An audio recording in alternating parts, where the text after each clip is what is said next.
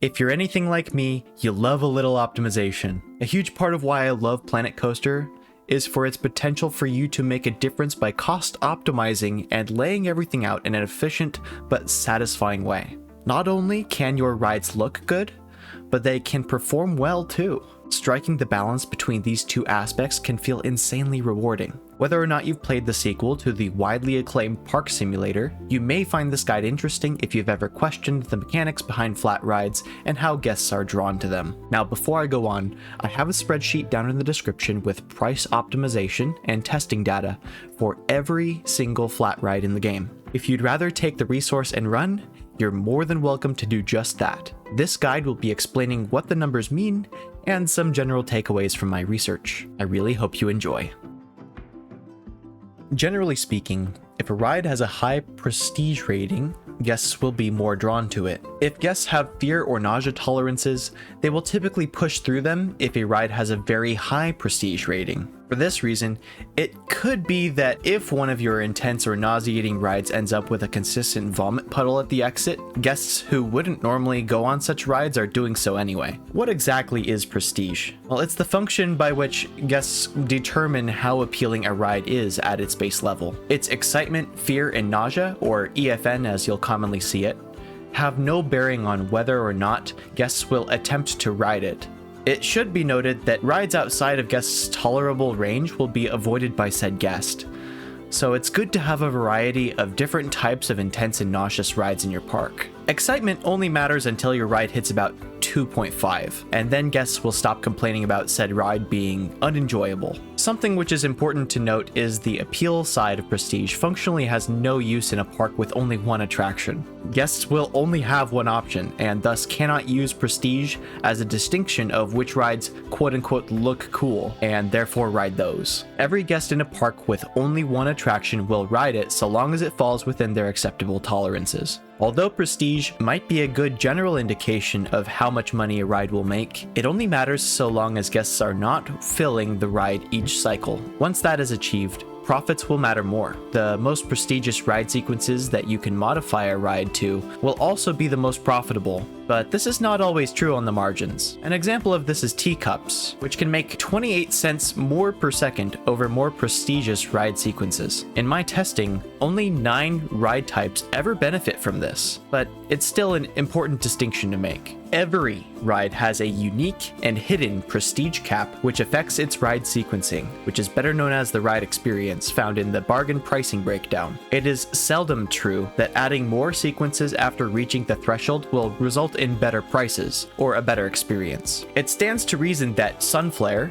which is a ride with a prestige cap of 520, will draw more guest attention than Full Flight, which has 420 prestige maximum. There are more variables to note, but this is a basic example to illustrate how appeal works from this perspective. Let's talk about scenery. Rides can achieve a bonus of 200 more prestige through scenery. Scenery bonuses are very simple. The game essentially looks for two things. First one is coverage, which can be found by looking in the scenery lens at the top of the screen. And the second is concentration, or the amount of quote-unquote scenery score in range of the ride. Focus on coverage first, and then you can functionally stack the rest of the scenery score you need anywhere nearby. Alternatively, you can just make a really cool ride skin. The amount of scenery score that you need usually adds up on its own if you're focusing on how it looks. This will not be a comprehensive list of items which have abnormally high scenery values, but what I typically do is use boulders and animated elements if I'm lazy, or bushes, trees, and props if I feel like putting more effort into it. If you want something nice but are strapped for time, I really would recommend looking up the name of the ride you want to place in the workshop, and then using a nicely made design somebody else made. If you're not sure where to start, but don't super care about making a ride look nice, go into the scenery tab and search Special Effect Ring Water Splash Large. After placing one, set its trigger to deactivated, then copy paste the remaining necessary to get the ride to a 100% scenery bonus. In my testing, it only takes 14 of these, and they are incredibly cheap to boot, at about $25 each. As far as I am aware, this piece has the highest concentration of scenery score while also being the cheapest.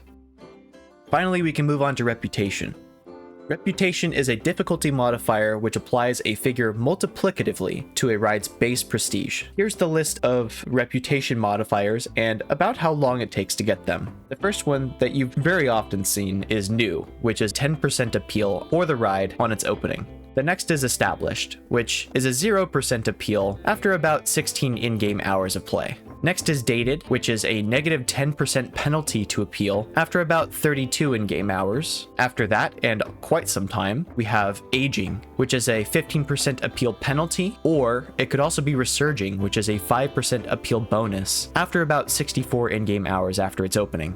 And then of course we have the end-all be-all, the olds and the classics, negative 20 or plus 20. For your long-term parks, this is what matters, and you'll get it after about 128 in-game hours of play. Again, the time difference between new and old or classic is about 5 1/3 days in-game. Classic and resurging reputation modifiers can only be obtained through a ride reaching 500 or more prestige. There are 3 rides which cannot reach this number, even with a scenery bonus and sequence modification. The first one is buoyancy, which generally has long ride times if you're adding too many sequences, and there are only 2 of them to choose from. The second is upswing, which has a really long startup and ending time, and with only 1 sequence variant, guests get nauseous really quickly. The third is wave sim. It really limits you to only using 1 ride sequence. Although you have options, none of them reach 300 prestige, and in my testing, all of the timings appear random, even if you select a low ride time. I'm really not sure with this one. It might be a bug at the moment. To reiterate, reputation only affects how guests are drawn to one ride versus another. If you're having issues with guests overpopulating some rides that you don't want them to, set their prices to dynamic and adjust the